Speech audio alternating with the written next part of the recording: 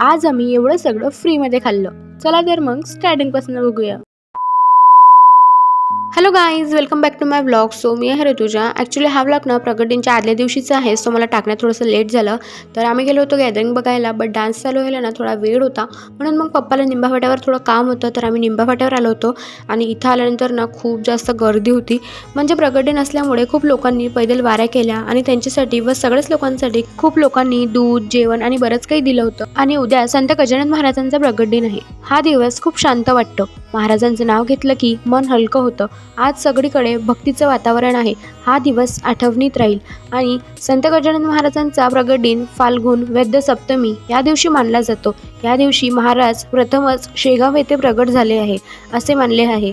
आणि ते अचानकच शेगावमध्ये आले आणि नंतर त्यांचे जीवन भक्ती, सेवा आणि साधेपणाने भरले होते, म्हणून हा दिवस भक्तांसाठी खूप पवित्र मानला जातो। ते अत्यंत दयाळू, साधे आणि चमत्कारी संत होते। या दिवशी शेगाव येथे मोठ्या प्रमाणात भक्तांची गर्दी होते। काकडा आरती, पालखी, भजन, कीर्तन आणि महाप्रसाद यांचे आयोजन केले जाते।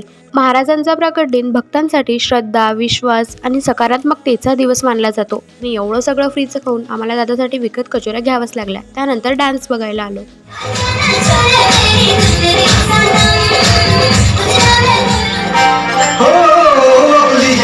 आणि प्रगट दिनचा व्लॉग मी उद्या अपलोड करेल, सो फॉलो करायला विसरू नका। भेटू आपण उद्याच्या व्लॉगमध्ये।